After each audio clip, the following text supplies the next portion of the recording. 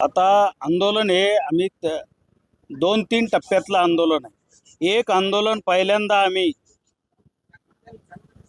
बाबासाहेब आंबेडकरांच्या त्या कायद्यानुसार आंदोलन चालविलं, त्याच्यात आम्हाला विजय मिळाला। 2 वर्षापूर्वी कोर्टाने सांगितले की या मूळ शेतकऱ्याच्या जमिनी परत करा। त्यानंतर आम्ही आता पुन्हा गांधी बाबाच्या ह्यानी शांततेने हे आंदोलन करायला लागलो आणि ह्याच्यावर जर का ह्या पुढाऱ्याचे डोके ठिकाणावर आले नाही तर आम्ही आता एक कब्जे घेण्यासाठी आम्ही डायरेक्ट शेतात जाणार आहेत। कारण आता आम्ही 2-3 दिवस झालं पाहतो, मी जे ऐकतोय तर कोणी म्हणतं 1,500 एकर कारखान्याला जमीन दिली, कोणी म्हणतं मंत्रीला 150 एकर दिली, कोणी म्हणतं कशाला जमीन दिली। अरे काय तुमच्या बापाच्या जमिनी आहेत काय? ह्या जमिनी अनादी काळापासून आमच्या बापाच्या आहेत। आमच्या बापाच्या जमिनी कारण त्या इंग्रजांनी घेतल्या आणि त्या इंग्रजांनी घेतलेल्या जमीन भारत स्वतंत्र झाल्या ह्या शेतकऱ्याला परत द्यायला पाहिजे होत्या, पण ती इंग्रजाची उरलेली अवलाद पुन्हा आमच्या छातीवर बसली आणि ह्या जमिनी आता आम्हाला मिळविण्यासाठी पुन्हा आम्ही इंग्रजासारखंच पुन्हा स्वातंत्र्याचं दुसऱ्या स्वातंत्र्याचं आंदोलन करणार आहेत।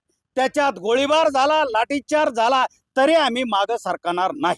आपण आत्ताचं जर सरकार किंवा याचा जर कारभार बघितला तर इंग्रज बरे होते असं म्हणण्याची वेळ आली। इंग्रज याच्यापेक्षा कितीतरी बरे होते, कारण त्या नेहरूजींनी एवढं मोठं तयार करून ठेवलं, विमानतळ, रेल्वे वगैरे एवढे कॉलेज सर करून ठेवलं आणि मोदींनी 14 वर्षात पूर्ण विकून टाकल्याचं काम केलंय।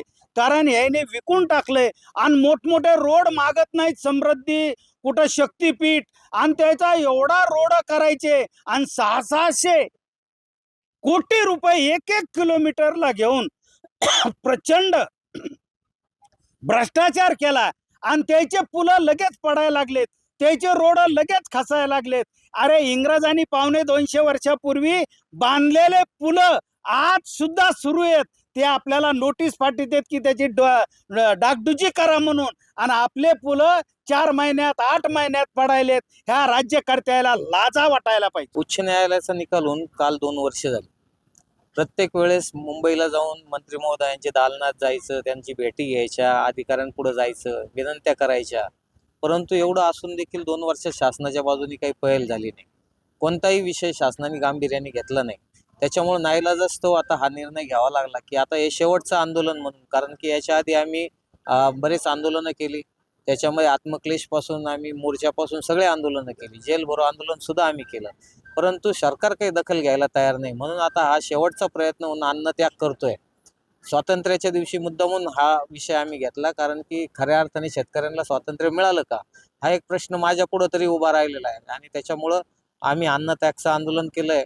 मला असं वाटतं की 2-3 दिवस जर हे आंदोलन असंच चालू राहिलं तर याच्यानंतर मात्र कब्जा आंदोलन केल्याशिवाय शेतकरी आता थांबणार।